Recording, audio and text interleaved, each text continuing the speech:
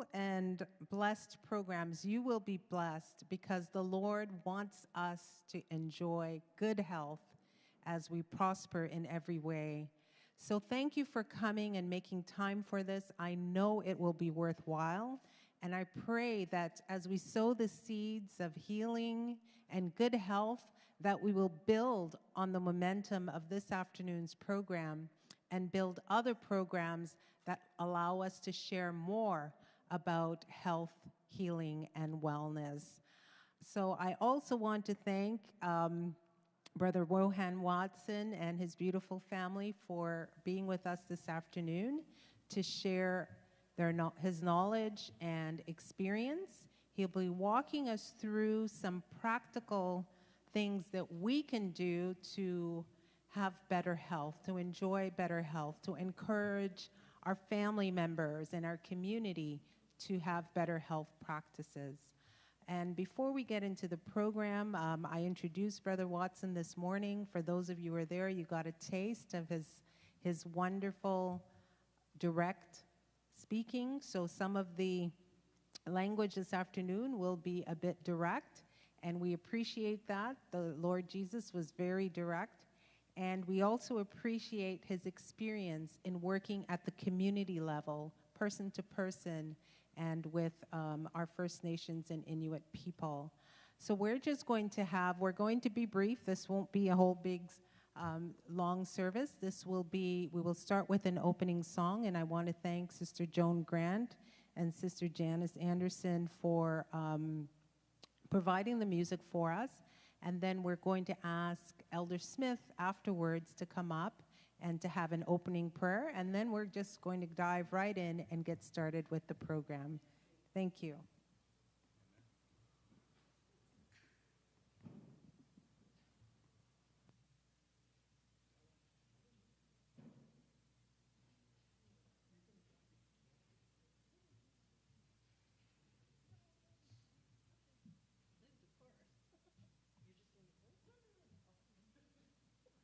All right, test. Hello, everyone. Welcome. Did you have a good lunch? Was it healthy? I had mustard, full confession, and balsamic vinegar. I did everything you said not to do. All right, let's go. Leaning on the everlasting arms. Welcome to our church. I think this is the first time I'm seeing you here. Good.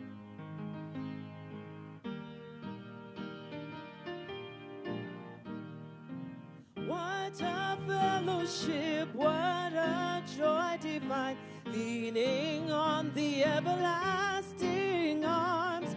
What a blessedness, what a peace is mine, leaning on the everlasting arms. Leaning, safe and secure from all alarms.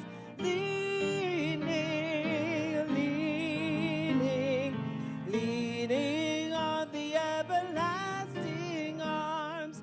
Oh, how sweet to walk in this pilgrim way, leaning on the everlasting arms. Oh, how bright the path grows from day to day, leaning on the everlasting arms. Leaning, safe and secure from all alarms.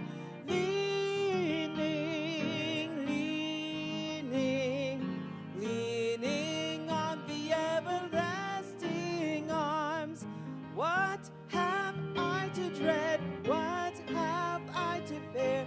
Leaning on the everlasting arms. I have blessed peace with my Lord so near, leaning on the everlasting arms. Leaning,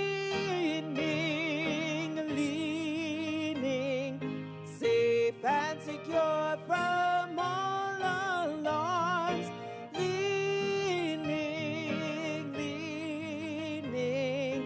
Leaning on the everlasting arms.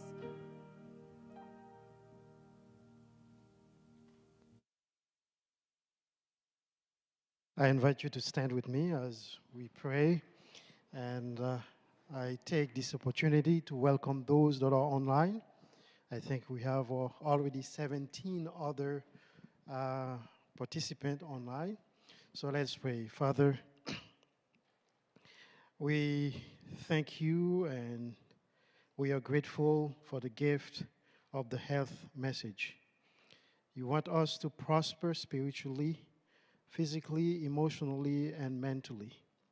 And this evening, we are here again to learn more on practical ways and practical things that we can do in our daily lives to remain healthy and for you and for our family and loved ones. We ask that you be with Brother Rohan as he ministers to us again this evening. May you empower him with words of wisdom and that will change our hearts.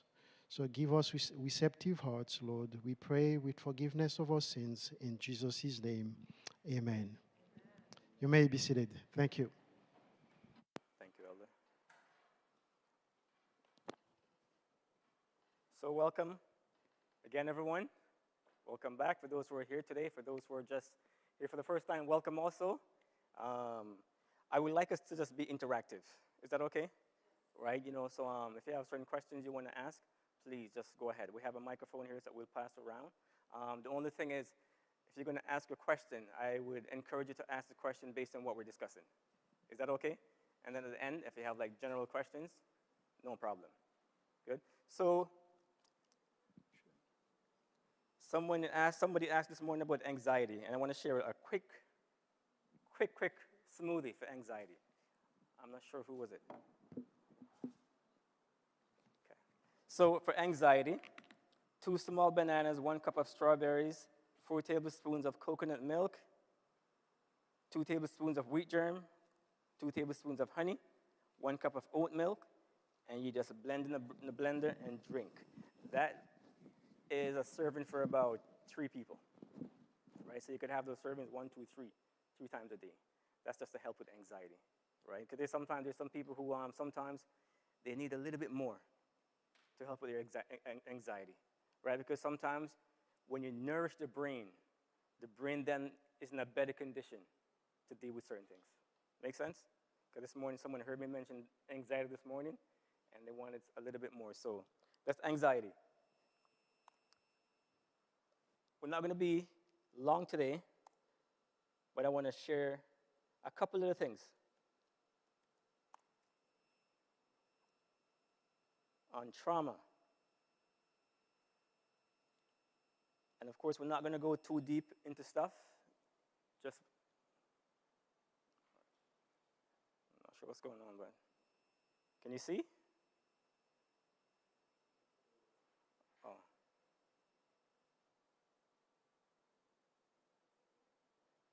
I'm not sure what's going on here, if that's me. Right.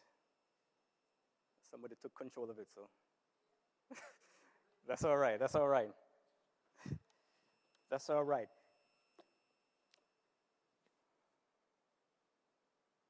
Okay. So trauma. I believe it was Sister Janice this morning. She mentioned that this weekend is a big weekend. And this week, actually, also. The Pope is in the country. And I guess part of this trip is to offer an apology to First Nations, Métis, and Inuit people, right? And it's going to be a triggering event for a lot of people.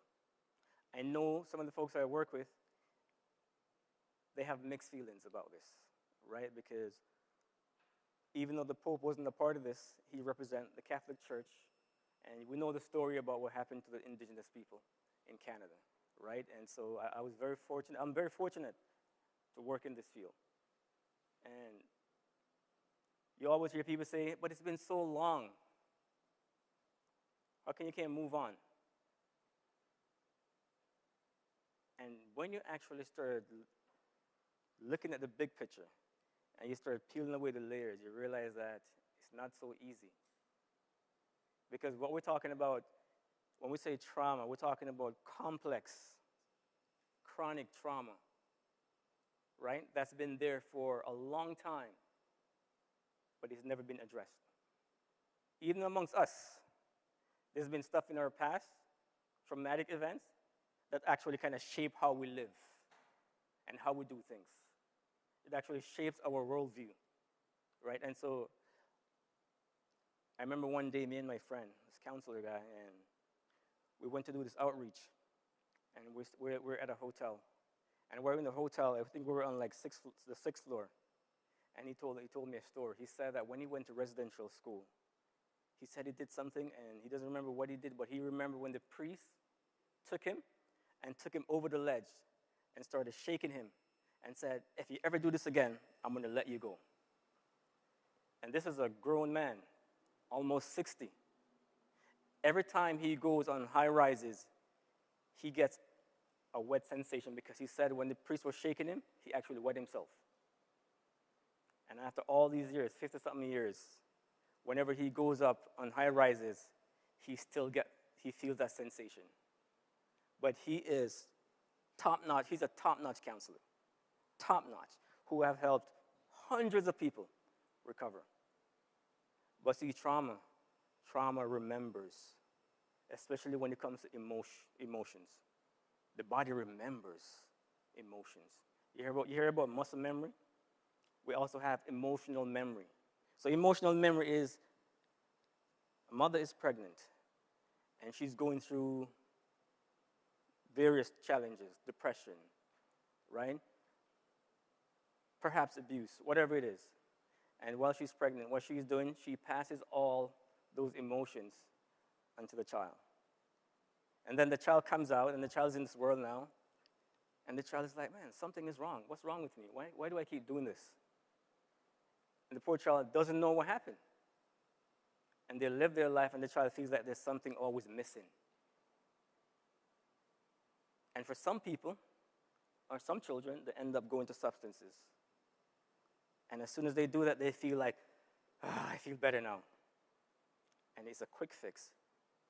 But each time, the feeling comes back, and it gets worse over time, until sometimes it leads to hopelessness. And we have seen that. I've seen it hundreds of times. And people are quite like, what's wrong with me? And then for us now who are like, perfect, right? Right? And we're like, what's wrong with you? Smarten up. I've said that too. I grew up in a culture where, what's wrong with you? Men don't cry. You guys ever heard those sayings? And we treat people like that, and it still happens today. Even amongst us, it still happens, right? And so these people already have these negative thoughts. I want to thank you to the AV team for setting us up. We're good. And there's people who, they have these negative thoughts about themselves.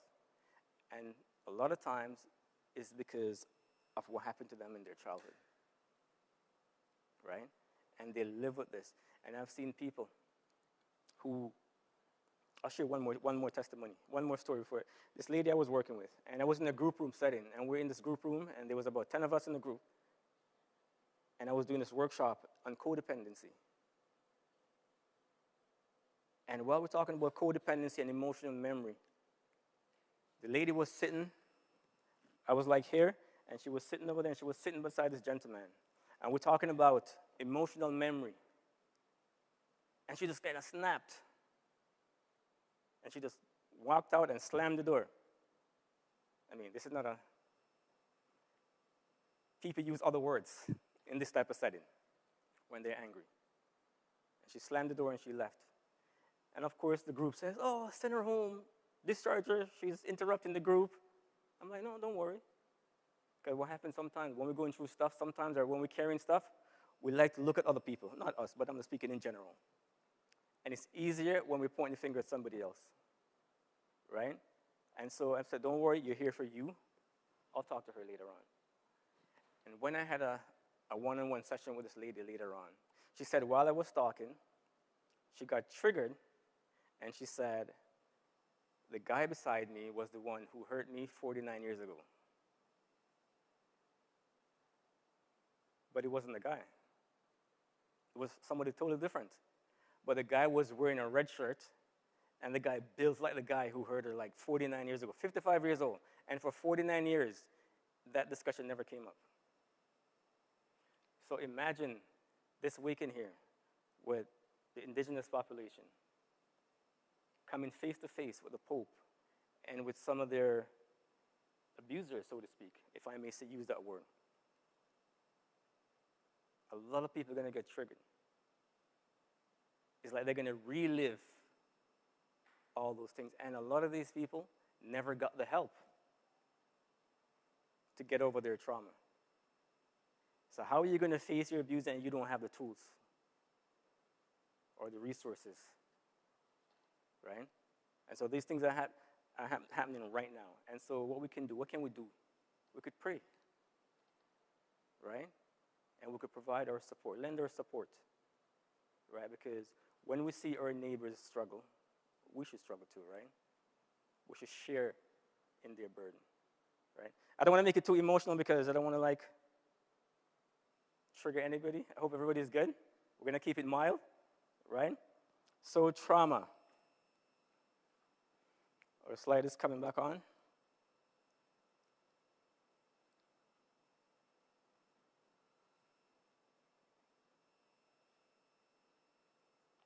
This is what we call the tree of addiction.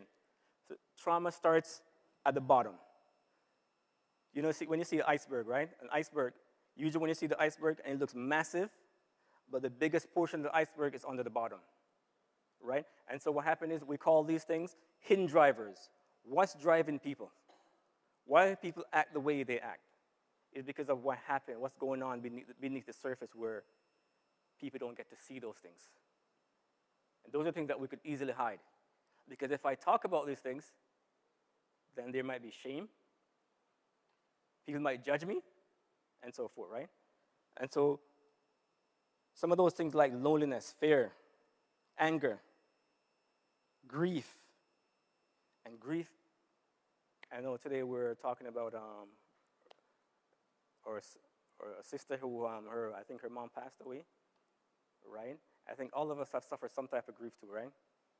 Right, so we want to remember that dear sister also. We're just going to break this down into two types of trauma. One is an unexpected event that overwhelms the person's ability to cope, like a disaster, or they saw something terrible happen, right? And so that's one part of trauma. The next part, type 2, is repeated, ongoing interpersonal abusive experience overwhelming person's ability to metabolize experience. This one lady said to me, the reason why my husband sits on me is because I provoke him. Real conversation. This is real stuff I'm telling you. No one deserves that. No one. But this is what trauma does. What does trauma look like? Sometimes we see people who look great, but we don't know that they're predators. Right? Some ways trauma affects people. Survival mode. Just like people who are on the street. People on the street, I don't know, I think they're starting like a prison ministry here or something like that. Right? So there's people who, like, for example, who are on the streets. When I meet with some of these individuals and they come to my center, I can't talk to them like this because they think I'm going to try and hurt them. So they need to see my hands, right? Or if they're sitting down, they can't be in a space behind their chair. They like to be against the wall because they have to protect themselves, right? These are just common stuff this is how they live their life because they're always in survival mode. But some of these people are brilliant, brilliant. Imagine even people who are living on the street for like days at a time, months at a time, and they still survive. You put ministry for like 3 days, I probably die. Like, no joke. But these people they're strong and they're resilient. No matter how they get knocked down, they're just still going, right? Beliefs about the world is mostly negative for people who are suffering from trauma, especially complex, chronic trauma. Beliefs about self is mostly negative. You will never be a good mother when you grow up. And this might not happen here, but it happens outside. I see a question. Can I get your mic?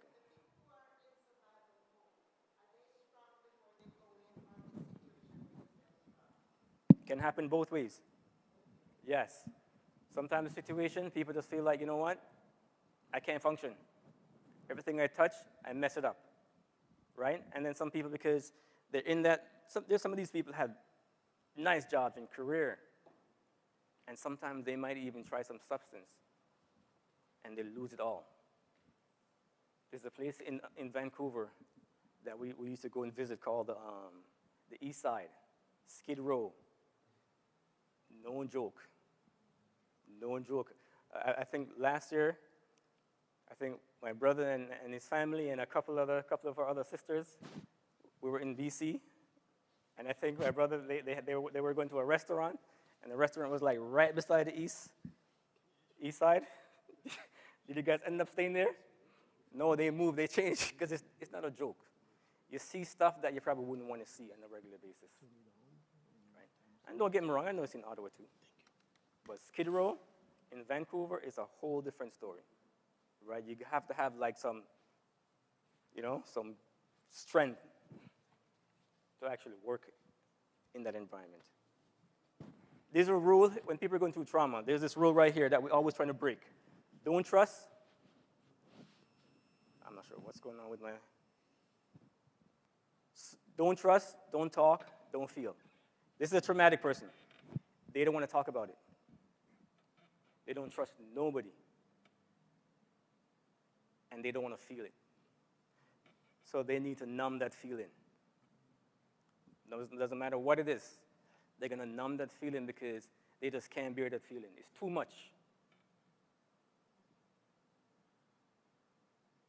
This one young girl, and I tried every type of therapy you could think of. You name it, I tried it. And she was always happy. Every time we do a check-in in the morning, I'm like, how is everyone doing this morning? I want you guys to tell me how you're doing, but give me a emotion. And a lot of people say, oh, I'm doing good. I'm fine. I'm so-so. I'm like, no, I don't want to hear that. Tell me, I want something. Give me an emotion, like, how are you actually feeling? Oh, she's always happy. You know some people who are always happy? Be careful of people who are always happy too. Some of those people could be depressed. A few years ago, there was this guy, this actor, who used to make people laugh, Robin Williams, I think, who was always happy. You get what I mean?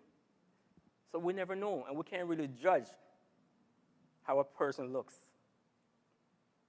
or their behavior, right? We don't really believe in, of course, there's a place for behavior modification. Of course, there's a place for that. But behavior is a form of communication. So that's a good tool, good tip, right? Behavior is a form of communication.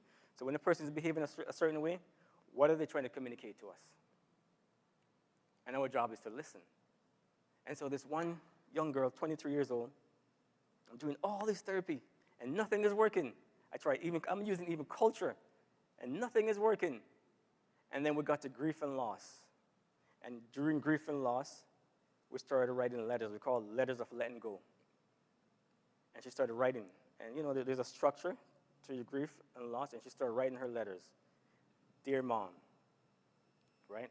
And she would put in the information, and she would always end with, I love you. And she wrote over 34 letters. And one day I had to stop her and say, hey, just take a break. Just go for a walk and come back. And I watched her face, and you could tell she was drained. I'd never seen her like that before, because she was always happy. And so we went down by the creek, and we were having a little ceremony where we were going to go burn all those letters. So letters of letting go. Because there's some people who are not able to talk about what they're going through, but they could write it down. And after I tried everything, and she started writing all these letters, I'm like, okay, something is working. And then we started burning the letters, and after we started burning letters, she started crying so much that she passed out, and somebody caught her. She's been holding in all those emotions for all those years. And she said, Finally, when she talked to me, she said when she was 10, she found her mother. And since that time, she never talked about it. These are just real stuff that people are going through. And these are like minor stuff compared to some other things. But these are real stuff that people are going through every day, right? And we can help them. And sometimes we don't have to have the answers. I remember when I just started doing counseling, and I thought I knew a lot. I realized I didn't know anything. I remember I went into this one session, me and another senior counselor, and we're having a session, and this person's like, can I talk to you guys? And every time the person talked, I had all the answers. I was just ready to say something, but this wise counselor, she just sat there and she was like, And she just nodded her head, and then she just moved her body a certain way, and she goes, tell me more. After an hour, this counselor only said like 3 words. And after an hour, the guy got up and he goes, oh, thank you guys. Oh, I feel so much better. I'm like, what? We didn't even do nothing. Then I learned quickly it's about listening. Sometimes people just want to be heard. Right? So we don't judge people. That's why we remain non-judgmental. We remain curious, though, with compassion. Right? That's how we lead. We always lead with kindness. I think you said we lead with kindness and compassion. Right? So don't trust. Trust has been broken, especially children. Children who, in certain culture, right, where, and it's not just any culture, but children, they're crying. When they're babies, they're crying. And when they cry, mom or dad comes and picks them up and rocks them. Or sings them a song and put them back down. And they're good.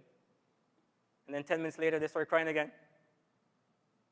And the caregiver comes in, takes baby up. Baby goes, oh, everything's great. No problem. Baby grows up. I was loved. I was cared for. But now here to see this other baby now cries. Mom or dad or caregiver comes, picks up baby. Baby goes, oh, rocks baby. Baby goes, oh, this is nice. Puts baby back down, and then baby goes, huh. Baby started crying again. Nobody shows up. Baby's crying, crying, crying. Nobody shows up. Most times, those children, most time, not all the time, end up becoming codependent if they don't get care early. And if they don't get help before they're 25, before the brain is developed, 24, 25 around there, they say, right? Before the brain is fully developed, right? So these are things that people are dealing with on a regular basis.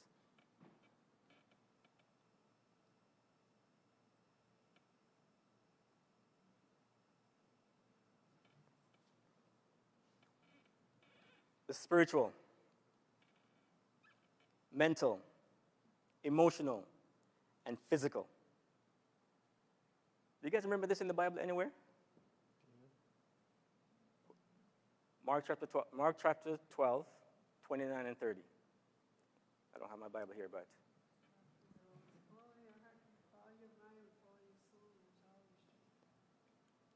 So this is what First Nations have been teaching for years. And they call it the medicine wheel. I just put it here so that we could see the medicine wheel. And they're practicing these things, like consistently. And we're seeing results, like massive results, where people are changing, where people are like just flip 160, sometimes even 360, by practicing these principles. Somebody found it. So the heart, these are their emotions. The mental, or a mind. This morning we sort of like alluded to that. Our thinking, to change our thinking, right? I think there's a good program right now called CBT. And of course there's different levels, which addresses this part very good. Especially in CBT there's a thing called ABC. And the B is your belief, right? Because most time what happens is an activating event, your beliefs, and then the consequence. And for people who are going through this right here, sometimes the middle part, the belief, is not there. Just go from activating event to the consequence. But what we find sometimes when they merge all those three together, usually they're able to resolve some of those conflicts. The mental, emotional. Now the emotional, what I found in my practice, I'm not sure what anybody else's, is we were at the treatment center, and treatment centers normally graduate roughly anywhere from 30 to 40% of the people who come in there. And people come in there for like 6 weeks, 4 weeks, 8 weeks, sometimes 12 weeks. Our program was 6 weeks and 8 weeks. And so people come there, stay there for 8 weeks, right? And graduation would be 30 to 40%. That's just the average right across Canada. And I was very fortunate enough to know a little bit about nutrition. And then I did a course with Health Canada on EQ, emotional intelligence. And that training just changed my whole worldview. No joke. And so when I got back to the center, we changed our model. I didn't develop it. It was already there. We just changed some stuff around, including EQ into it now, emotional intelligence, and nutrition, right? And just trying to change the structure. Like instead of doing like, say, grief and loss, right, or domestic violence, like right off the get-go, we just wait until like in the middle of the program, where people, like, you know, the first week, they want to build relationship with you, right? And trust. So if you don't remember anything I say today, remember connections and relationship. If we're able to build connections and relationship, that's like half of the work done, right? And so when I went back and I changed the program, all of a sudden, we graduated 100%. First group. I didn't realize that. Second group, 100%. And then one supervisor came and said, whoa, what's going on? You guys graduated 100%? I'm like, is that not the norm? I didn't know that. Because my thinking is we want to help everybody. Sometimes you can't. That's just a fact. Sometimes you have to send people home because sometimes they're just not ready. Right? Maybe they're just in pre-contemplation. They're not even thinking about changing. And for 2 years at my treatment center, we were able to graduate 100% for 2 years. Made national news. Where there's a hospital in Vancouver called St. Paul's Hospital, where they start sending all their doctors and psychologists and their students, these are all students, to come to the center to see what we were doing differently, why we're having such a success. Right? Culture was a big part of it. Nutrition, physical fitness, and emotional intelligence. Right? And so right now, EQ now is getting a lot of publicity. You know, before it was always like the spiritual, right? And then all of a sudden turned into like the physical, right? And then recently now mental health is coming up, but EQ is still on the back burner. And mental health, there's even still a stigma around mental health. Because people think that if you have some people say, oh, it's evil, or all sort of stuff that people say. It's real. Like, this is real stuff. Mental health is the physical, most times, is very, very easy to deal with. Most times, right? The spiritual, but the mental, telling you, like in addiction, I see counselors burn out within 2 to 5 years. That's what I've seen. Within 2 to 5 years, they're burnt out, or they have to move, relocate, or get a different job, maybe sometimes in the same field, right? And what I found is that most times, we don't practice proper self-care. We take everything home. You heard of vicarious trauma, right? Vicarious trauma is, you're going through trauma, and I take it on, and now I can't shake it. So now I start experiencing all the stuff you were experiencing. Right? It's a real thing. Real thing. I've seen like brilliant counselors. Like they make me look like I'm not even trying. Burnout. Right? This is why we have some handouts here around self-care that we're going to hand out in a little while. How we look after ourselves. What are you doing for you? And it's not about being selfish. We have to look after ourselves. Right? Because sometimes, it's like some people they look after everybody else. but they don't look after themselves. Guarantee you, everybody in here knows somebody like that, right? Of course, we talk about the spiritual this morning, so I'm not going to spend too much time there. Just emotionally, some people lonely, angry, hurt, depressed, numb, hopeless, scared, hostile, overwhelmed, vulnerable, disconnected. And there's like tons of other emotions in here that affects people. There's a principle in EQ. There's a model called the 6 seconds model. In the 6-second model, it talks about how the brain, how the limbic system, which is that these are their emotion, and the cognitive, how they work together. And every time a person becomes like frightened or afraid, or they go into like flight or fight or fawn or freeze, it's like their brain separates. And always the cognitive, the thinking part runs away. And now they're left with their emotions. And we know we cannot really fully trust our emotions sometimes. If we just rely on our feelings, we're going to be wrong sometimes. They say it takes about 6 seconds for that emotion to sink in or to pass. And so within 6 seconds, we could bring the thinking and the emotion back together. 6 seconds. So we need to distract the brain for about 6 seconds. So we're going to go and name the 7 dwarfs. Can anybody name them?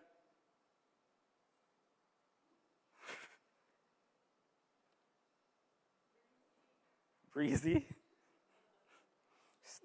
sleepy, grumpy. That's 6 seconds. I'm telling you, what's that? Angry? I don't remember that one. But it's in there somewhere. It's in there somewhere. But the thing is, that's how quick we can correct certain habits. 6 seconds. Think about 7 countries that you would like to visit, or 7 cities, or 7 provinces. I remember this one guy who was just always angry. It doesn't matter what you say, he was always angry. You know some people who are just always vexed? Just always. And this guy was just sitting one day, and he was just mad. I'm like, what's going on? He said, this other guy keeps watching me. He keeps staring at me. And so I called the other guy and said, okay, let's just fix this right now, because I like to nip stuff right away. Because I know how these things work, right? If you don't deal with it right now, come next week or Friday, you're going to have a blow up somewhere. So I'm like, let's deal with it right now. So I called the guy and said, listen, this is what this person's saying. Here's the situation. And the other guy goes, what? I was staring at him? I didn't even know he was there. The guy was just zoned out. He was just in a different world. And this guy felt like he was staring at him. See, perception. Perception, right? Right? And so this guy, when I was talking to the guy, and he was in this guy, he told me, he said he had went to treatment 22 times. Think about that. He has been to all the treatment centers I could think of. I couldn't teach him anything. He knew everything. Like, you name it, he knew it. Like, for real. Like, he knew the stuff. Like, he could teach the stuff. I could start saying something, and he could finish it. He was very versed, right?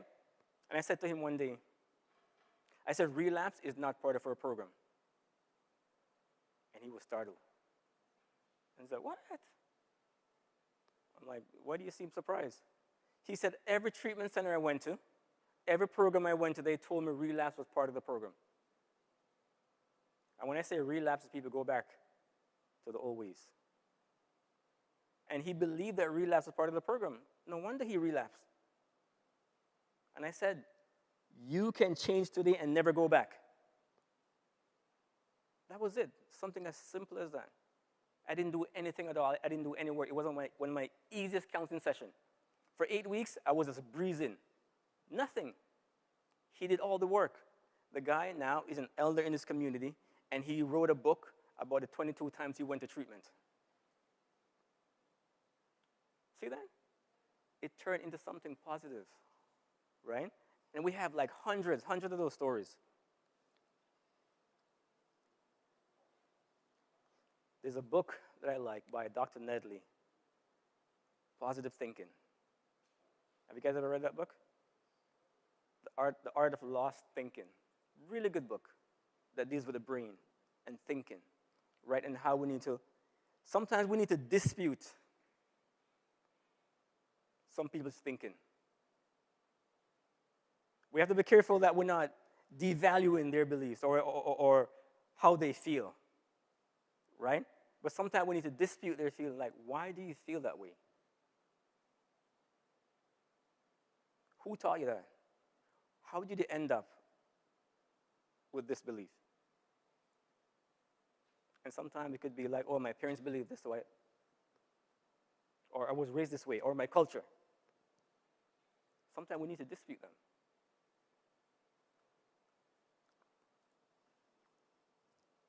This guy, who became my friend after. Usually we don't, if I meet someone and we're friends before they come to treatment, then we continue after. But I don't really go out of my way. I try to keep the professional boundaries intact always, right? And so this one guy though, he said, Rohan, you wouldn't believe what happened to me, because he was supposed to go to treatment, and he said he had to get 6 sessions, and he had to be sober for 14 days to come to the treatment center. And so he said he went to a restaurant, and while he was at the restaurant, he said he saw about 3 or 4 people coming after him and got served before him. And he go, huh? And he just kind of held it in. Didn't say anything. Then he went to his first counseling session. And when he went to his first counseling session, the counselor said, so how was your week? And he said, you know what? This happened to me this week. I went to a restaurant, and I saw 3 people came in after me and got served before me. And the counselor, I don't know what was going on, but the counselor said, well, maybe the waitress was busy. Maybe she was just tired. Maybe she didn't see you. And she was saying all these statements. And you know the guy, he said he just left. And he never went back to see the counselor again. And then I got the form at the treatment center. This time I was a health director now, and I like to go over all the files. And when I saw the file, I knew this person wanted help. And I saw the file, and it says, not treatment ready, non-committal, because he left the counseling session. You see, what happened is the counselor didn't validate what the person went through. Doesn't matter if the waitress was tired or not. He's telling you how he felt. Just acknowledge his feelings, right? Eventually, I got him in. I pulled some strings, and I got him into the treatment center. And he did very well. There's some people who are ready for change, but there are a lot of barriers for change. We want to do our best to eliminate some of those barriers. And like we said, we try, and we do our best to help everybody, but we know we cannot help everyone, right? The physical stuff, some people eat to feel better, and we know that, right? We see that all the time. They create physical barrier between self and the world. Dress in baggy clothes now is different now. This is kind of changing now. So sometimes people, they hide behind their clothing. They tend to lash out sometimes. Sometimes they're sleep deprived, and sometimes they like to isolate, right? Eventually leads to substance abuse. Past trauma leads to addiction. Not for everybody, but this is the line of work I'm in. We know that most people have an addiction. Some people say everybody has an addiction or had an addiction to something. You ever hear people say, oh, I can't stop drinking coffee? Or they can't stop smoking? You get what I mean? So some people have some stuff. Or they can't do without chocolate or something, right? So people, or movies, or shopping. Any questions so far?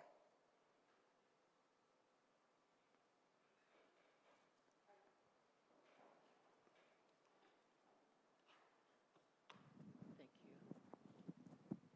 So I'm thinking about the gender component to some of your comments and how men and women experience or exhibit some of those attributes that you put forward and some of those different coping mechanisms without, of course, characterizing or, getting into myth building. So I'm wondering if you can speak a little bit about that.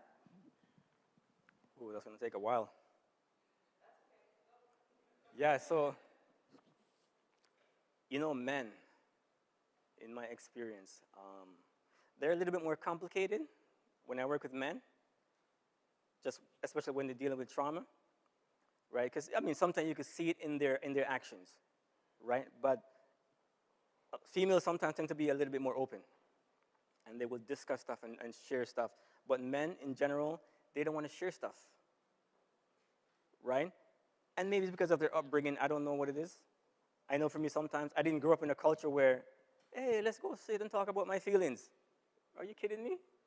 You probably get a slap in your head. Like, I'm just saying, that's how I was raised, right? We don't talk about stuff like, that's a no-no. Something's wrong with this boy, right?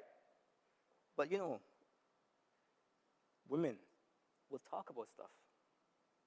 And man, there's a thing called 93.7. 93.7 is 93% of the time, people communicate through their tone, their body language. And only 7% they'll verbalize what's going on. Men are like that.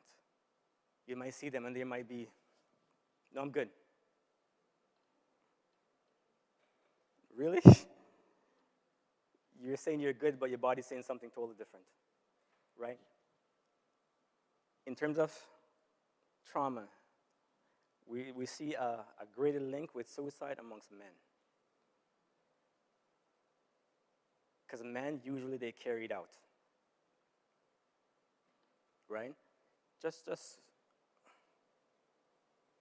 I'll share it. I guess I could share this.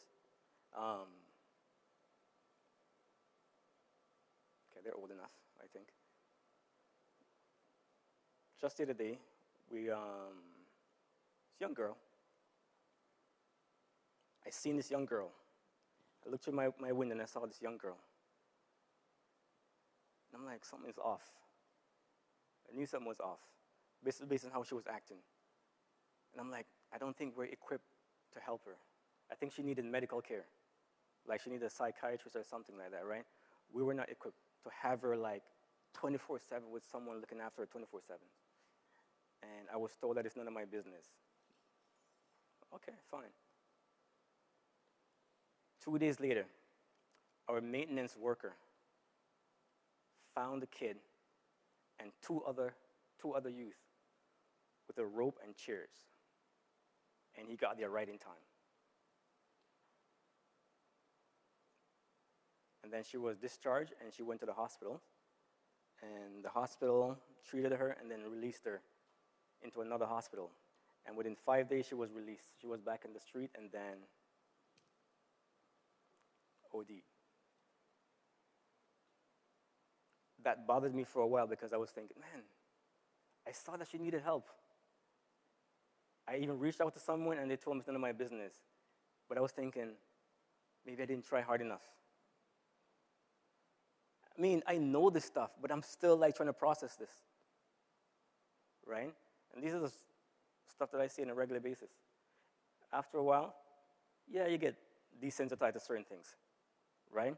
I remember, and when I say desensitized, me and my boss one day, we're sitting in my office, and there was a room, the clients in the other room, and me and my boss was sitting there, and one of our managers came in, new manager just came in, and she sat beside us, and we're having a discussion. And the youth, there were some youth, and they're in the next room having a session, and something happened, and they got angry. And they just slammed the door. And this new manager that we were talking with just jumped up. Meanwhile, me and my boss are like, what just happened? We didn't even realize that what happened next door. Because we hear it so often, and we see it so often, it's like you're immune to it. And sometimes for us also, we see certain things so often, we become immune to it. But it exists and it's real. So some grounding activities. Breathing. We're going to take a break in a couple of minutes. Breathing techniques. When you wake up in the morning, first thing you want to do, take 10 deep breaths. And everybody knows how to breathe, right? When we breathe from our diaphragm. We breathe in through our nostrils, our stomach's supposed to expand. And then we let it out, right? We breathe in. Let's practice that one time. Let's sit up straight. Let's try our best and try to practice this. And I'll tell you something. Let's go like this, straight up, and you're going to breathe. And we're going to hold it for 4 seconds. 4 seconds we're going to hold it for. I'm going to count, and we're going to breathe into our nostrils. Our stomach is going to expand.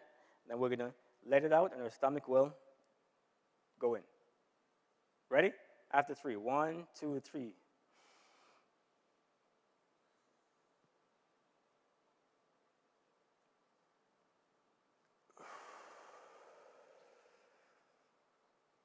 If you do that 5 times, you're probably going to have lightheaded. For most people, they feel lightheaded after. You know why? Because oxygen is actually going through their brain. Most people don't get oxygen in their brain. I just saw a couple of people a while ago. When they were breathing, they went like this. Nothing went down here. So their brain still needs some oxygen. Sometimes it takes a little while. So just practice, just breathe in, especially in fresh air. And you'll feel lightheaded at first, but after a while, it becomes like nothing. Routine. Routine for a person with trauma is the most important thing. Routine and structure. Routine and structure. Daily, bedtime, morning, and so this is what we do. There's a set time for eating.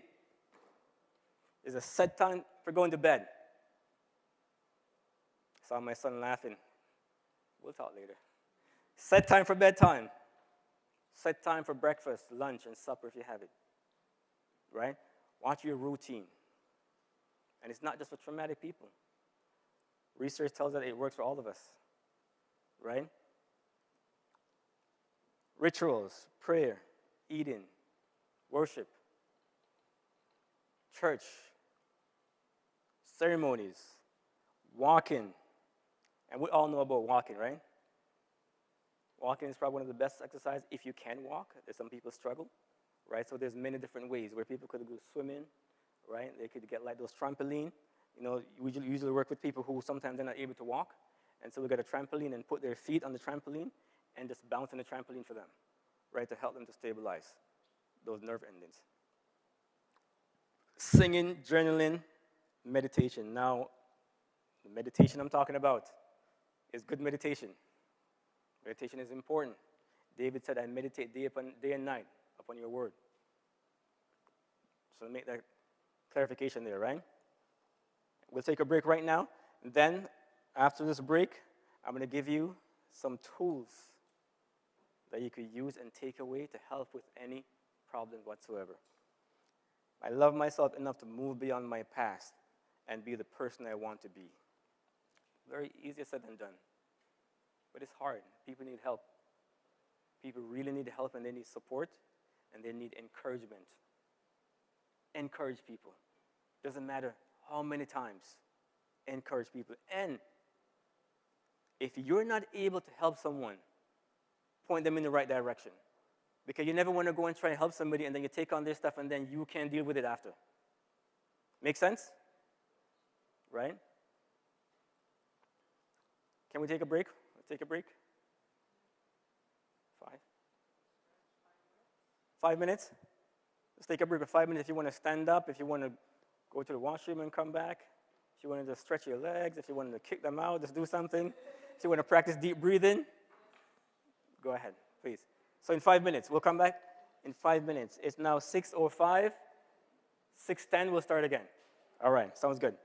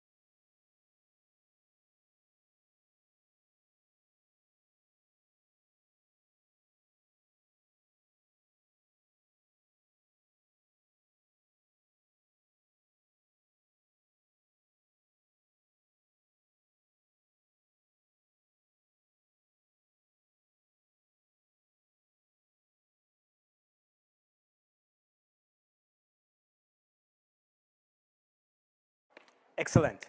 K- Yes. Should we hand them out now?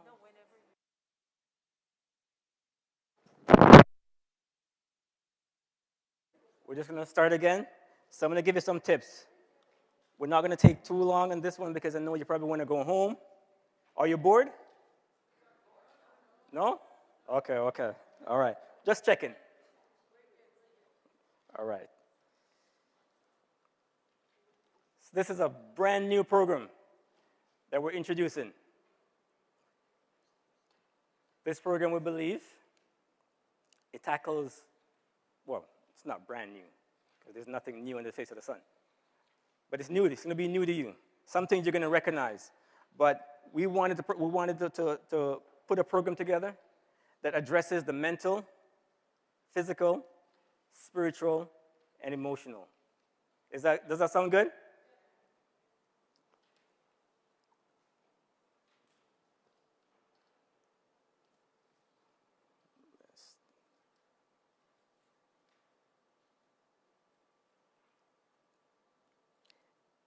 Little fun fact. Do you know that the walnut shaped very similar to the amygdala, which is in the brain, in the center of the brain? And I read something that in the most holy place, there was only one plant that was in there. You guys know what that was? The almond. The almond tree budded in there. So we know that this little nut here, it provides essential nutrient to the brain. Also along with the walnut. You see how the walnut shaped like the brain? Ever seen that? So here we have the walnut that's shaped like the brain, and then we have the almond that's in the center of the brain. Are you kidding me? Somebody who designed this must be very, very intelligent. That's all I'm saying, you know? And so here's the program. It's a new lifestyle program. And this morning, I think it was briefly touched upon. Love that, right? Rest, exercise, sunlight, thoughts and feelings. We're told that our thoughts and feelings make up the moral character. Have you guys ever read that before? We can talk later on. I'll show you some more. Thoughts and feelings. The thoughts deal with the mental,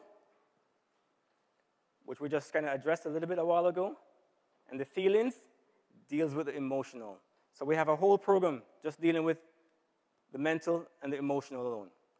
And then order. The first law of heaven is order. Somebody said, let everything be done in order and in decency.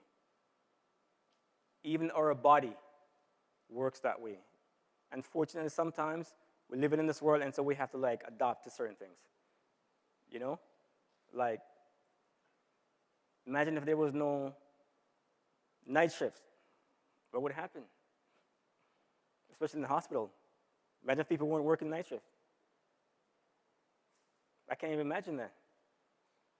Right? Think about the people who do 12-hour shifts and shift work. Right? However, saw somebody laughing because they know. However, there's some things that we can do.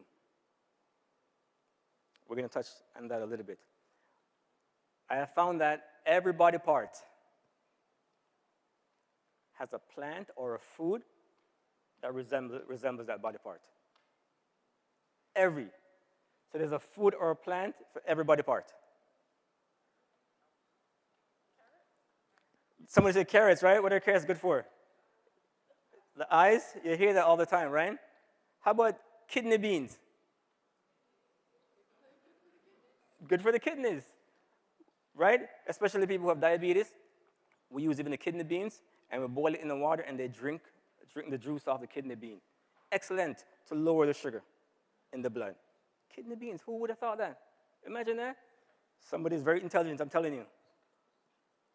Respiration, talking about breathing, right? We just talked about that a while ago, about deep breathing, especially in the fresh air. Early mornings, in the evenings when it's nicer and the air is fresher, best time. And then eating and drinking.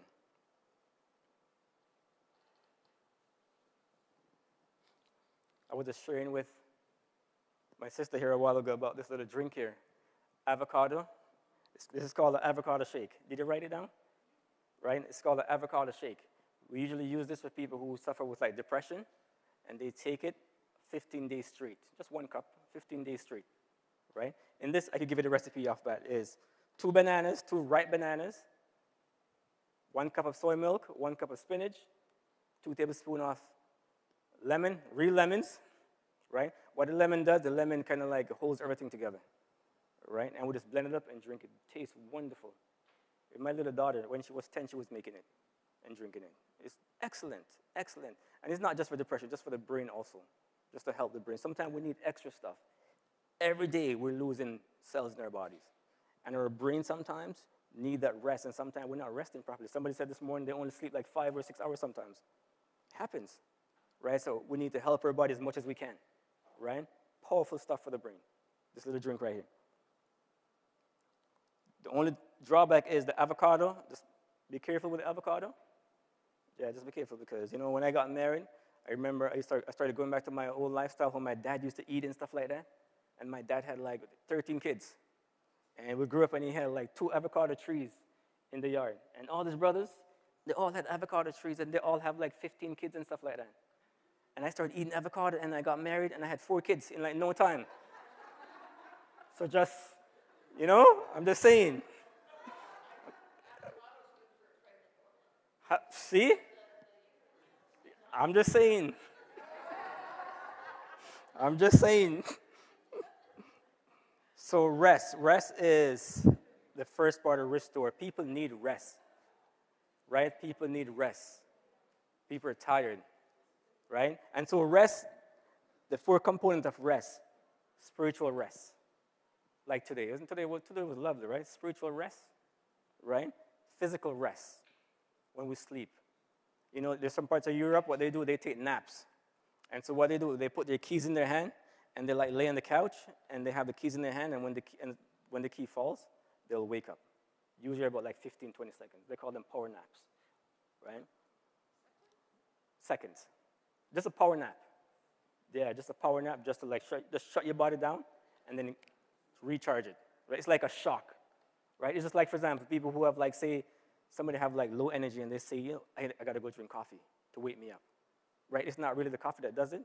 The coffee, what it does, it stimulates the nerve endings, right? So what happened, the body feels the caffeine coming in, and then the body releases energy to counteract the poison.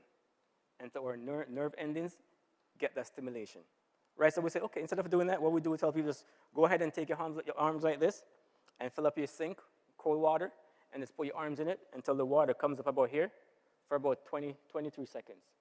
And you will see the stimulation. You'll feel like, whoo, feel nice. Just like that. Try it. All right, praise the Lord. Somebody wasn't listening. All right. I'm bugging you. So we go ahead and you just put your arms in the cold water in your sink and let the water come up to like your bicep for about 20 to 23 seconds. And then you just dry it off. You will feel a nice stimulation going through your body, right? There's no power in the water. It's just the water stimulates the nerve endings.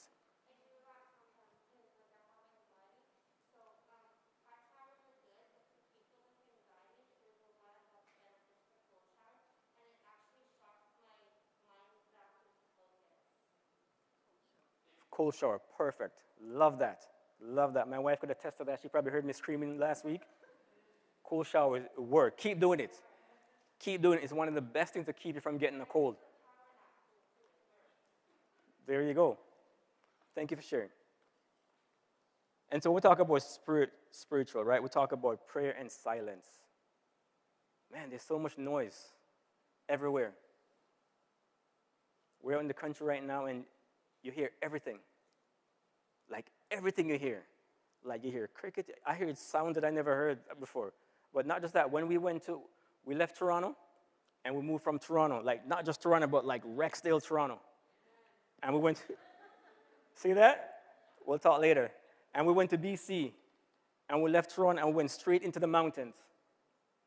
Like mountains I'm talking. Not these little hills up here. Like real mountains, right? And things were so different for us. I didn't even know they were like stars in the sky after so many years. Because in the city, sometimes you don't see anything, right?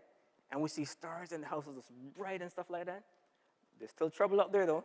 Because I remember before, I was doing medical missionary here, and I used to always go for a walk, every day.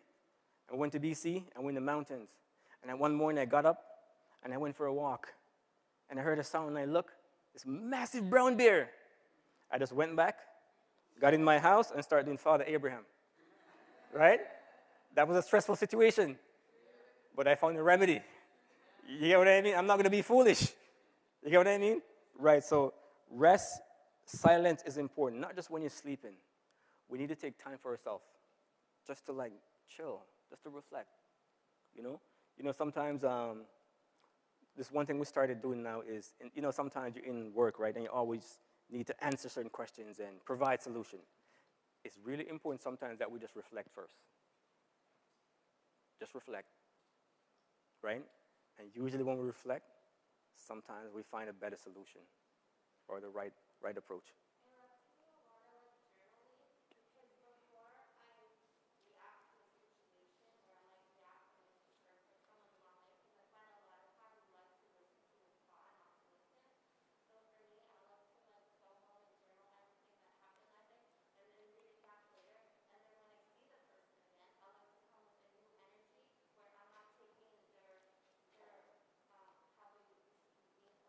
Mm-hmm.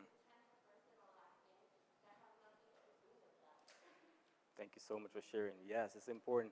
In our last PowerPoint, we talk about journaling, writing stuff down, right? It's important. Physical, relaxation and sleep. Emotional, values, hope. What do you value? What's important to you? And the mental. I find that people are searching for peace of mind. People are just, their minds are all over the place. This is what they're searching for. It doesn't matter what they try, or what they want, or what they're trying to acquire in life. If they could just get peace of mind. Remember this morning, the man this morning? He didn't care if he lived or died. All he wanted to know that his sins were forgiven. That's peace. That peace is where, I'll give you a good example. I had this one particular client who, she was very bright, right? She was very bright, but she would tend to run away a lot, right? Stuff goes sideways, flight, gone. And so one day, she was doing really well in the group, and we saw a transformation. Because you could see transformation. Usually when people come into the center, right away, you're like, But after a few weeks and they've been doing the work, you see a change. Usually after 3 weeks, because we do a lot of hard work, week 3 to week 6. That's when you could do some really good work. But the first 3 weeks, you want the brain to develop new pathways and new neurons, right? And so she was doing very well. And she said to me one day, she said, Rohan, I feel so good right now that even if my mom should die, I wouldn't leave. Be careful what you say sometimes, you know. Her mom didn't die, though. But I got a call the next day from her social worker. And she said, Rohan, I have bad news. I know she's going to leave. They just broke into her house, stole everything in her house, and trashed her house. And I'm like, oh. And so I went to her, and I said, hey, you remember what you told me yesterday? You said, even if your mom should die, you wouldn't leave. I'm like, do you still feel the same way? She go, yep. And I said, this is what happened. Your worker called, and they said, they broke into your home, and they stole everything and trashed your house. And she said, so? Those were just things. When she said that to me, I'm like, I had to check myself. I'm like, what? I probably would have said, man, I would have felt sick. Or I got to go home and go look after my stuff or whatever. But she stayed. And she finished the program. She found something that she didn't want to give up. When we get to that place where we find that thing that we're looking for, nothing will move us. Nothing will move us. That is my hope and prayer for all of us, that we get to that place where we're unmovable. Our house could be burning down and we still have that abiding peace. That's what we need. Question. Sometimes people have problems and they're on medication to deal with those problems. So then, but then, somebody else might advise certain behavior modifications to help with that problem. How do you balance the two things? And sometimes people have a hope that they can get off the medication. Right. If they are able to control whatever it is they're suffering from by changing their habits, eating better, exercise, and so on. How do you deal with that kind of situation? Good question. So the question is around how do you balance people who are on medication and those who they want to change their lifestyle, right? First things first. Only a doctor should take you off medication. Let's just get that out of the way, right? So we're not doctors, and there's a legal thing, right? So what happened is, what I've seen, so what we do is we start working with individuals, and they start doing so well that every time they go back to their doctor, the doctor says, man, you're doing really, really good. Let me cut back your medication. And this person continues to do well. And eventually the doctor says, you know what? Instead of giving you 2 high blood pressure medication, let's try 1. Let's take away the magnesium and the calcium, and just start with 1. And then come back in 3 months. And if you're still doing well in 3 months, I'll take you off your medication. We have seen that all the time. Work with your physicians. Like, if I break my leg, don't give me any charcoal. Like, please. Like, you get what I mean? Take me to the hospital. Let them fix me up. Like, unless we're in the bush or something, you could put a splint on or whatever. Right? But I would say just follow a good lifestyle practice and work with your physician. Right? There's so many good physicians out there who they really want to help. You agree? Yeah. Question. Do we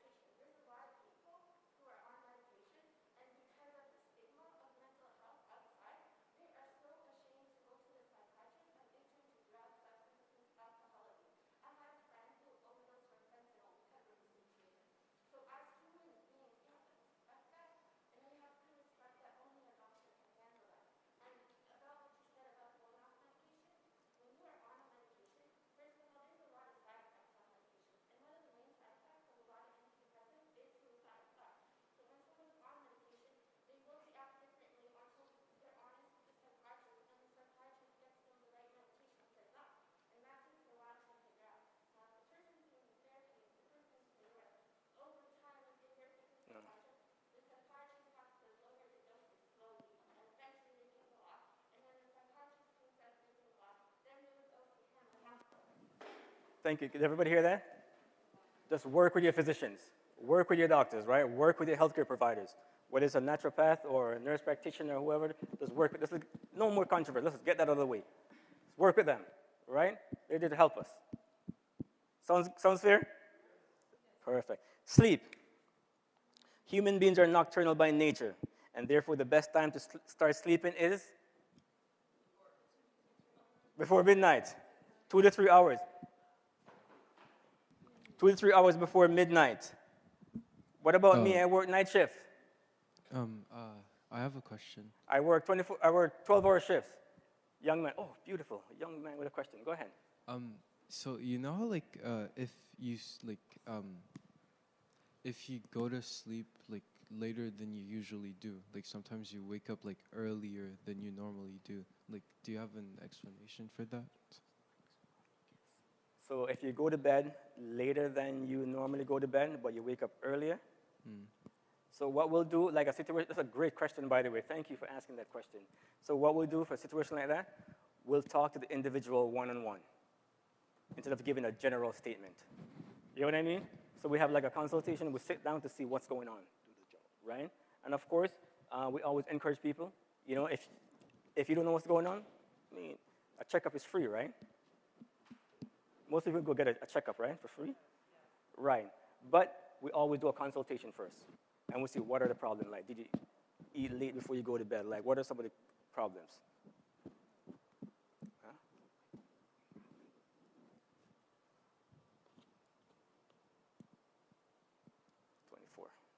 Twenty-four minutes. Right? So we could talk after, one-on-one, okay? And I could share some more stuff. There's a question there at the back. What do you recommend for severe insomnia? Can you say that again? Sorry, what do you recommend for severe insomnia? Insomnia. Let's talk after. Sounds good? We'll talk after. Sounds good? All right, we'll talk after.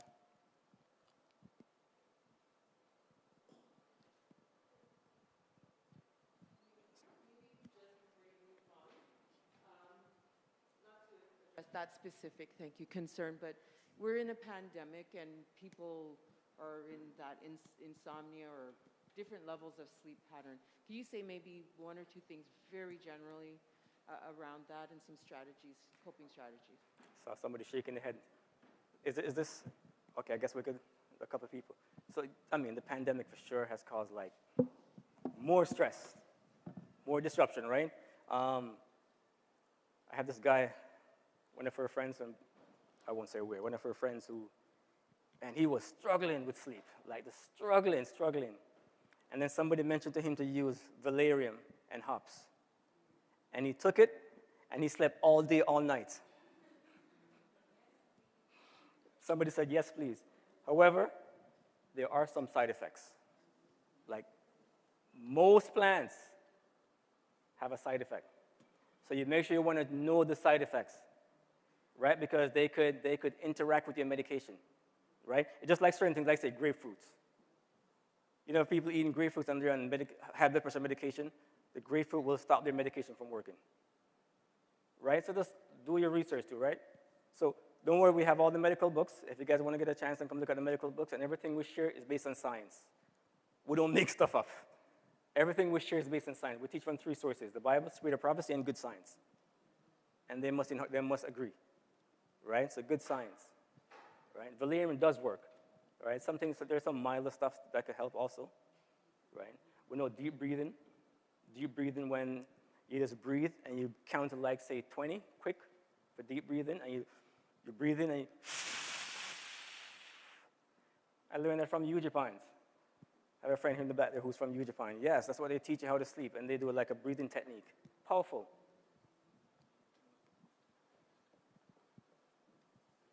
I'm not sure what's going on here. Okay. Exercise.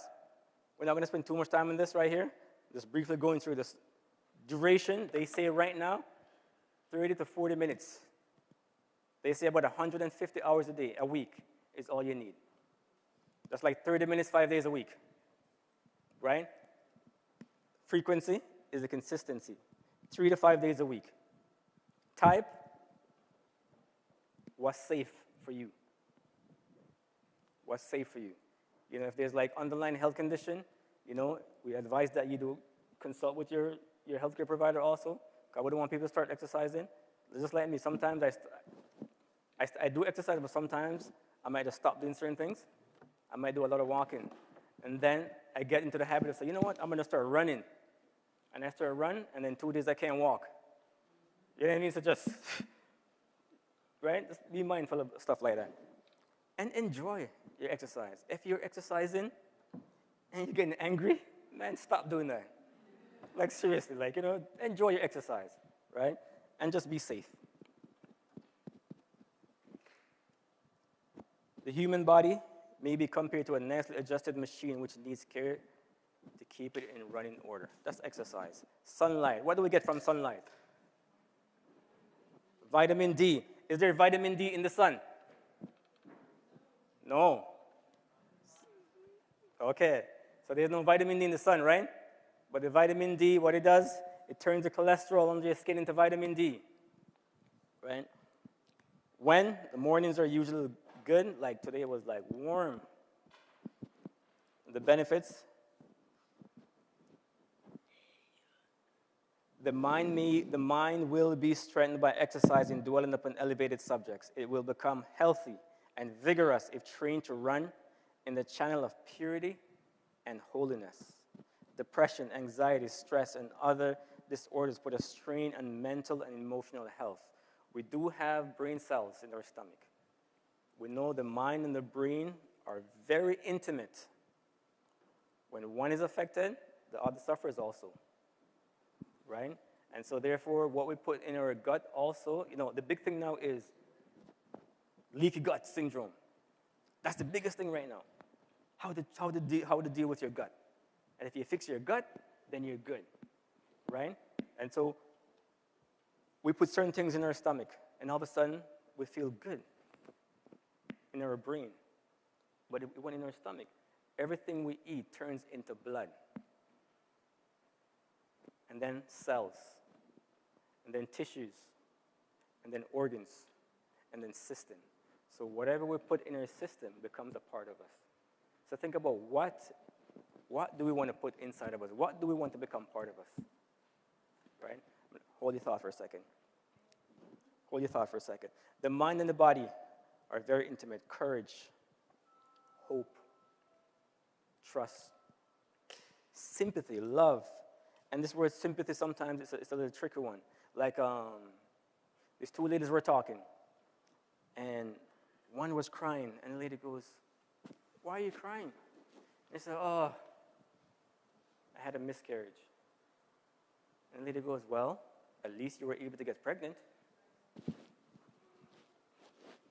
Somebody said, "Mercy." That's not empathy. How about we try something like, you know what? I don't know what to say to you right now, but thank you for sharing that with me. You okay if I just listen? Just to be here with you?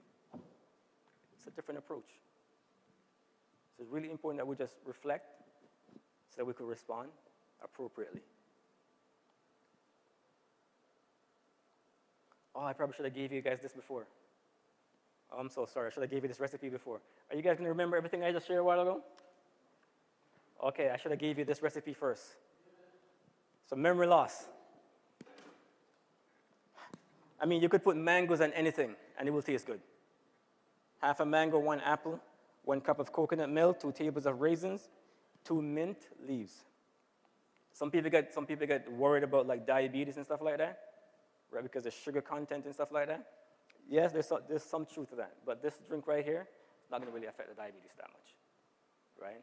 They tell people like don't eat bananas. I've seen people who eat bananas and mangoes and recover from their diabetes.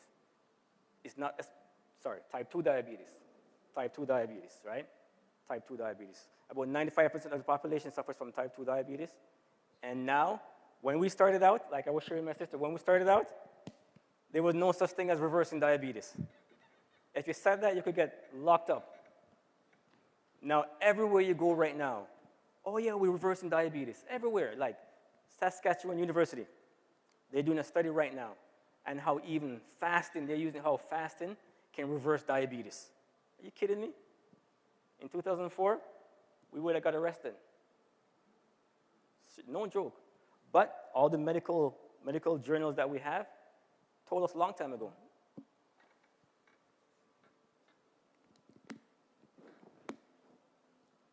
And we kind of briefly touched on this. This order that we're talking about, there need to be a set time to do things. Ideally, if you have breakfast at 8 o'clock, you want to have breakfast at 8 o'clock every morning. Usually, about a half an hour difference, the body will still be able to digest everything. Because the body releases all those gastric juices, and then all of a sudden, There's no food in there. So what happens to those juices? They're turned against the body. So usually about a half an hour, like say if you have an 8 o'clock, eating at 8 o'clock, you could also, if you're going to miss that time, you could start at like 7:30 or 8:30. Or sometimes it's best to even skip a meal than just to eat all over the place, right? And that's science. Like everything I'm sharing is science, but I can't just look at all the books all the time. And we talked about respiration. In order to have good health, we must have good blood. I can't stress this enough. If our blood is not good, guarantee you, disease will come. Guarantee. So we want to keep the blood as healthy as possible. And there's some things you could do, like, first thing that comes to mind right now is hibiscus, right? For the blood. Wonderful for the blood. Cabbage. You guys know about cabbage? Cabbage juice? Cabbage juice. I'm not sure if my brother remember. When our dad passed away, we were in Jamaica, and my sister came and she had, you remember that? And she had a swollen ankle, and we just took a cabbage leaf, put it in the oven, took it out and rolled it, and tied it up on her leg. And next morning she came over and she's like, Rohan, come and look. The swelling went down. She was, can you do it again? And at that time, she's a nurse and her husband was a pharmacist. So they didn't believe nothing we said. But they tried it again, and it worked. Numerous studies now are showing you how cabbage juice heals ulcers. I can show it to you right now, but I don't have time. So if you have some time later on, I can share that. Just cabbage to cleanse the blood. Of course, everybody knows about lemons, right? Everybody knows about lemons to cleanse the blood. Alfalfa, excellent for the blood. The only thing with alfalfa, if a person has autoimmune disease, it can actually trigger it. So those are the only conditions that we wouldn't recommend using alfalfa, like autoimmune, like lupus and stuff like that, right? Rheumatoid arthritis, right? So we want to stay away from alfalfa. But alfalfa is loaded with iron, loaded. It's identical to the blood. The only difference, I think, was I think the iron makeup and the zinc is different. It has pretty much all the organic elements that the blood has. Alfalfa. You guys know alfalfa, right? It grows everywhere. Like, man, it's like a pest everywhere. But it's, you know those type of weed that you see like they're pests and they grow everywhere? They're so powerful, like dandelion. Everybody knows about dandelion tea. I remember when we just moved to DC and I was talking about dandelion, and this lady went to the store and she bought me dandelion tea. I couldn't believe it. They're selling dandelion in the store right now as tea, the stuff that grows in your yard. Imagine that. If my dad was alive. He's like, you're buying bush? Like, seriously, like, But now, dandelion. There's some people who, they use dandelion, they use it to make alcohol. We're not talking about that stuff, right? But dandelion tea or the leaves, wonders for the liver. Wonders, right? We talk about the liver, we always want to cleanse our liver, especially using like cabbage juice, the red cabbage. It's called Lombard cabbage, the red cabbage. We use that to cleanse the blood, right? And to cleanse the liver at the same time. Powerful stuff. Another thing that we use is pineapple, and you guys ever heard of chocho? I can't remember. Chayote. I can't remember the scientific name, but that's what they call it in Jamaica, right? It's like this little, it's a relative of it looks like a squash, but it's the green one. You guys know the green squash? It's small. So we use like half of it and a couple of slices of pineapple, and we blend it and drink it. It's not even offensive when you drink it. Is it offensive? It's not offensive. You drink it for the blood. Excellent drink. Can I just say something? There's so many things that you don't know, so many things to take when you start, when you stop. You're true. You're right, and it's true. What we always tell people is this. At one time, like when we just started out, right? Certain things we had to make ourselves, right? Like now you go into the store, there's soy milk everywhere. We used to have to make our own almond milk when we started out. Me and my brother were just talking, right? We had to make all this stuff. My wife just gave me today like some cheese, cashew cheese. Parmesan cashew. I'm like, what? Look at this.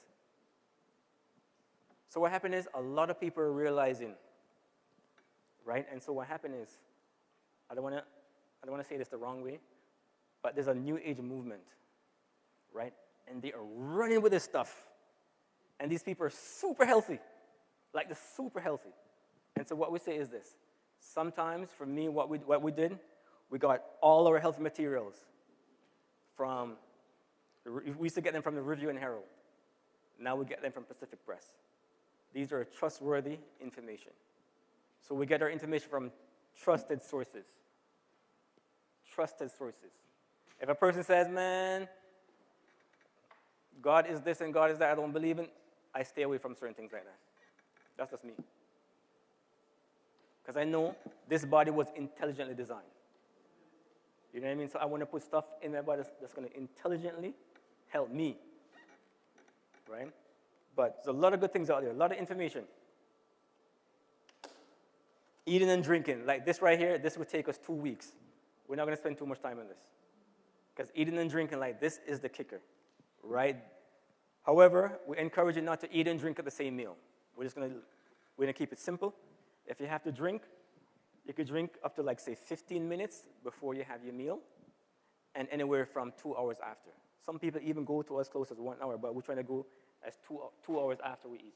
Because the liquid needs to be absorbed first. Because if you're eating your food and the liquid is still in there, the food could sit there and ferment. Right? Some people go, oh, but I have to eat and drink. If you eat more fruits, that problem will disappear. So eat more fruits, that problem will disappear. You have your hand up? Oh, no? Oh.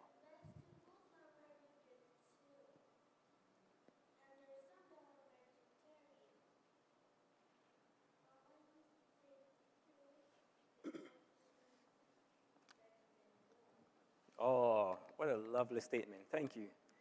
She was talking about fruit. Yes, so when you eat more fruits, it will that cause for people to drink and eat. If they eat more fruits, they won't have that problem anymore. 9 out of 10 times. But vegetables, if we don't eat our vegetables, we will not live. I'm not joking. The vegetables are there to save us. That chlorophyll, the green stuff, especially the green stuff, is like every time you're eating the green stuff, it's like you're getting a blood transfusion. You're cleansing your blood. Right? The only difference, like I said earlier, between chlorophyll and the blood is iron and zinc and magnesium. When you look at the structure, makeup is almost identical. Right? Eat your vegetables and eat your fruits. And your fruits, it's good to have your fruit at one meal, like say breakfast, and have your vegetables at lunch or supper. It's not good to mix them together, to eat them together, just like that. Have mercy. I think our time is up. Did you guys hear that question? She said, what about meat? I think we have just run out of time. I'm coming right back to you. I'm going to answer your question. I had a question to ask you. All right, let me answer this young lady here, and then I'll come to you, right? Okay. So this is what we're going to do. We pray about everything first, right? But we know there's a right way and a wrong way. So the first thing is, later on, me and you and Mom will have a conversation, and then we'll talk about some stuff. Is that okay? Whew. Question? I just want to ask a question. What is between to eat the fruit and the milk? How, like you said, you want to eat the fruit, at the same time you drink the milk. What is the consequences? First, what is indigestion? So the sugar components are very different in fruit and sugar. So when you eat them together, it takes a long time for them to digest, and it disrupts the stomach setup. Because I have heard that before when I was home, and they said that there was one person who was eating the meal and the fruit at the same time, and he had a blood disease in his tummy. He had operations, and they said that you have eating too much fruit, so he caused him like an appendicit. So they have to operate him. They operate him like 1 month, and the doctor sees that he hasn't a good blood. 1 month later, the guy just died. Wow, that's interesting. Very interesting. Yeah, I can't really speak in that, but I just know the chemical component. The only time is when you blend them together. It's like you already break the sugars down. Like if you combine certain fruits and vegetables, when you blend them together, you already break down the sugars. So your body's able to absorb it more, right? And so, but to my young friend here, so I've been practicing. Practicing a plant-based lifestyle for the last 19 years. And all my children, all my family, and we're good. By the grace of God, we're good, right?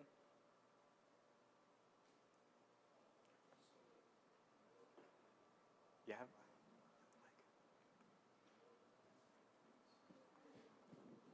I have one question here, and a stick in the back, and then how we doing? How we doing, Deanna, for time? About 4 minutes. Okay, so 4 minutes online. Liquid chlorophyll. If you could get the natural thing, get it. But if you could use that, I haven't really seen any drawbacks.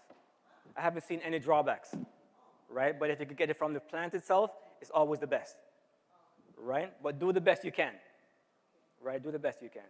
Because sometimes I do buy chlorophyll in the powder, and I use it, and it helps a lot. Your question. Yeah, go again. Here's another one right here.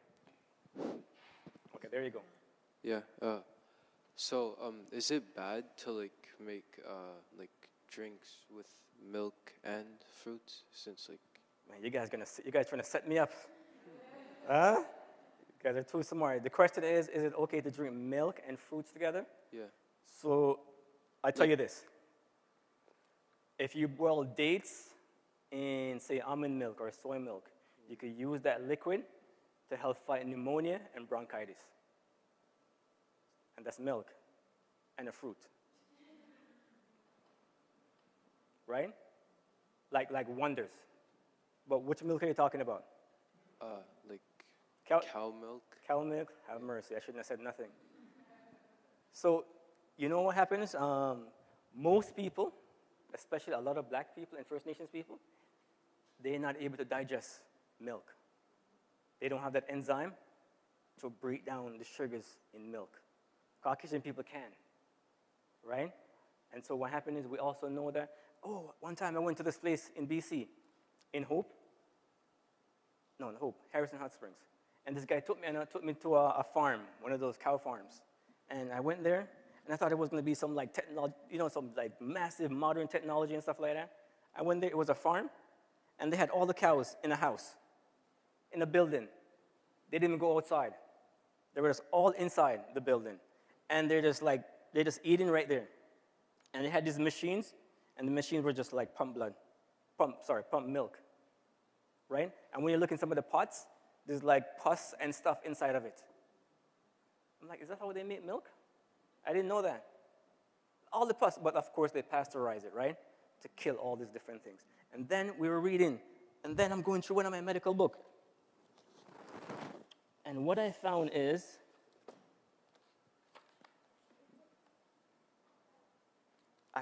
that this little thing called cow's milk, you guys probably know this already. It says right here, science we're talking about now, right? Dr. George Pamplona. He says milk is the #1 cause of allergies. Have mercy. He said cow's milk is the #1 cause of allergies. Sorry, I didn't write it, guys. This is what the doctor is saying. But there's so much good milk out there. So many good milk out there. Right? Did I answer your question? He's been generous to me. Question over here, microphone. There's actually, if you watch a bunch of TED Talks, there's a bunch of doctors who talk about like what you're talking about with diet and food. And there's actually a doctor, and she calls it for children the milk and cookies disease. So if you look up milk and cookies disease on YouTube for TED Talk. There's a doctor who explains it, and she said so many parents were bringing their children to the doctor with all these allergies, and they kept changing their kids' medication, and they were like, the medications aren't working. And when she started studying her patients, she found out they were all having cookies and milk, and that's why they were all getting sick. So she started taking them off the medication and switched their diet, and they all got better. There's a lot of research out there. A lot of research. So we're wrapping up right now. We're going to wrap up now. We're going to talk about water, and then you have a question. Hold your question. I'm coming to you, okay? So water. Of course, we know how much water we need to drink. There's all sort of story out there. In glasses, 8 ounce, usually anywhere between 6 to 8.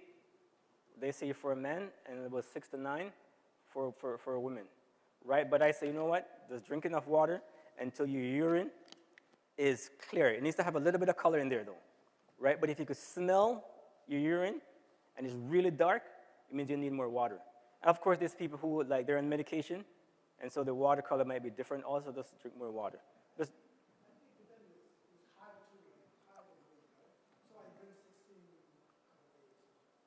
16.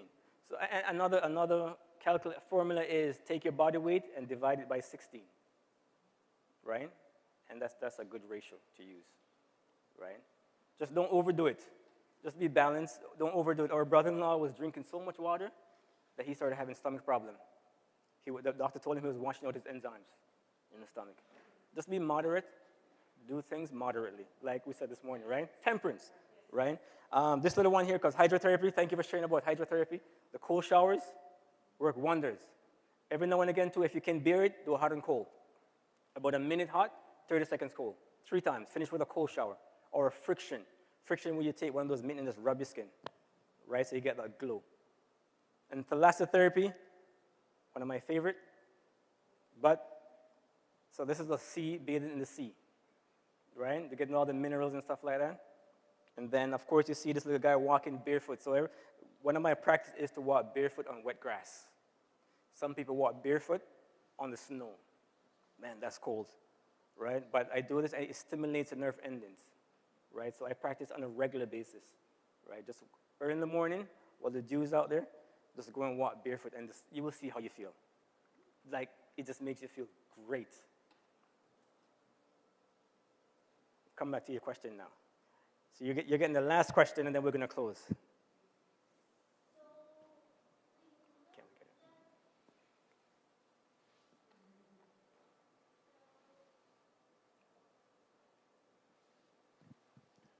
We know that we can drink juice and milk and water because it's good, and also the juice is made by fruits and vegetables, probably. But alcohol is definitely not good, and also we don't know what it's made from. That's why we can't drink anything because it might be bad. And probably God's rules, like in the Garden of Adam and Eve. Yeah, so juices are good, right? Juices are good from fruits and vegetables. If a person has diabetes, then we don't recommend for them to drink certain juices. They could drink like the vegetable juices, and those were wonders, right? Of course, alcohol, like you said, we don't want to touch that, right? Yeah, we don't want to touch that stuff, definitely. One more thing, and then we're going to give these handouts. Somebody wanted me to follow up with the science behind this. So he's talking about vinegar, and he said it has acetic acid. As it passes through the bloodstream, it causes anemia due to hemolysis, the destruction of the red blood cells. So that's the science that we're talking about. Although some claim healing properties for apple cider vinegar, there is no scientific evidence to confirm it. That's right. That's the science right there.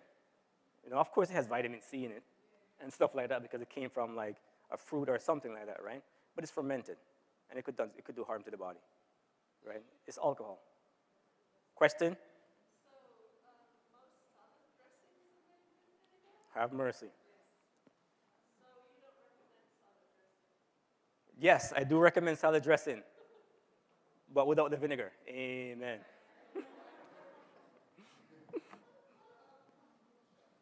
Kombucha, the fermented stuff, yeah, we stay away from that. The stuff that's fermented, we stay away from it. Of what it does to the body. As long as it's fermented when it goes into the body, even something like sauerkraut, right? When we make it, we go ahead and use your lemon juice to make it instead. Have mercy. Same thing. Once it's fermented, just watch it, right? Especially the liquid stuff. Some of these things are alcoholic. If you look how they make it, right, it's alcohol, right? There's some handouts going around just about self-care. Is there anything else we need to do? Anything I else? had a question to ask. I just want to ask a few questions. I'm already curious. I understand when Daniel was trying to say that alcohol is not also good for us. It is because of that. I know alcohol, what the alcohol does. If you take an alcohol, you can lose your self-control. You can say something negative to people who are not actually, don't really understand you. It can cause you a problem. Because I have seen one of my friend's uncle, a colleague, he take the wine at a party, in a party, he drank, he became an alcoholic. And people start looking at him like he start talking such a nonsense. Then my friends told him, listen, you should not take the alcohol. And he just shouts like, oh, who do you think you are? I'm not allowed to drink the alcohol. And I just said, like, it is said you're not allowed to drink any alcohol. Even the Bible was telling us, do not drink certain things is not good. Tea, coffee, beer, alcohol. Worse, the things not good. Drink the things is healthy. But the consequence of alcohol, if you drink it too much, a month later, you might have a disease in your arms, in a heart.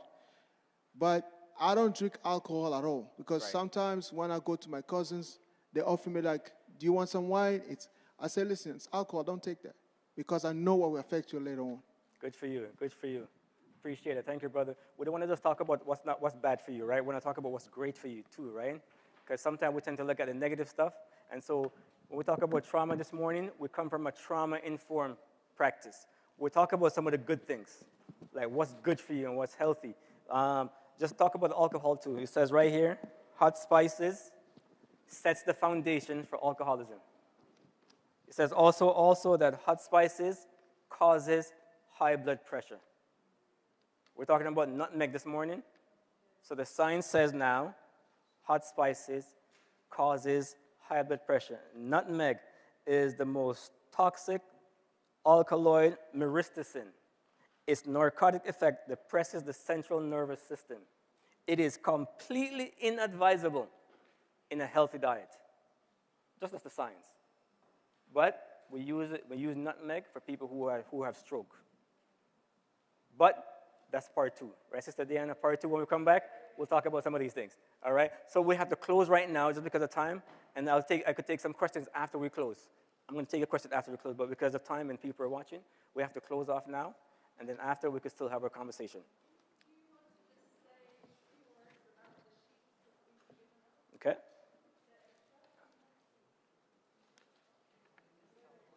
Yes. So the first one is self-care. And just, if you don't have a copy, just show your hands and we could probably get you some more copies. So the first one that says self-care and wellness is a 4-part component. It talks about the physical, mental, and spiritual. And it's just, how do you take care of yourself? Right? And you just like fill in the blanks. How do you take care of your spirituality? How do you take care of your emotions? How do you take care of your mental? Because sometimes what happens is we know what to do, but we don't practice it. Get into the habit of writing things down. You know, back in Toronto, they say, if you think it, ink it. Write it down so you don't lose it, right? The second one now, and the follow-up to that one is you always do your own assessment. Your own assessment says, how well have you taken care of yourself in the last week? Check in with yourself. Because, you know, sometimes you might wait too long for a check-in. check in with yourself regularly. How did you do this week? And when I say check in, I'm not talking about like judging yourself. You know what I mean? Because you could easily say, oh, I didn't do this. Instead of saying I didn't do this, say this is what I need to do. See, it's a different approach, right? And so the second one is the same thing, but now it just shows you how do you look after yourself, right? It's asking you some questions like, how am I feeling now? In EQ, in emotional intelligence, we have this little thing called biodots. And these little biodots, I don't have one right now, but you take them, thank you, and you just put them like right here in the middle between this finger and just put it right here, these little dots, and it gauges your emotions. And so when you're doing, like, say, heavy work, like sometimes, like this morning we're talking about trauma, when we talk about some heavy stuff, you will see the color start changing. And if you're getting angry, it will go like into a sharp yellow. And if you're getting sad, it will change to like orange. And so it's tracking your emotions. Biodots, they work wonders, right? If you want to learn more about biodots, it's called 6seconds.com, the website that deals with emotional intelligence. Powerful stuff. We have to close right now. So, for those who are online, we're signing off. Thank you for joining us. Everyone, I hope you learn a thing or two. If not, no worries. We'll talk about it later on. I know we're probably going to do part 2 next time. And so I want to give a hand to Deanne and her team. And Sister Joan, right? Who else is here? Is that it for the team? Sister Irina.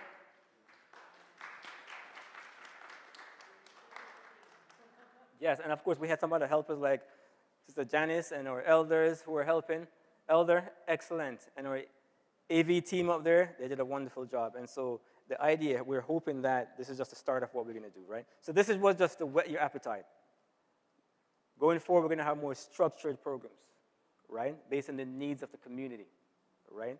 And so have yourself a wonderful evening and a great week.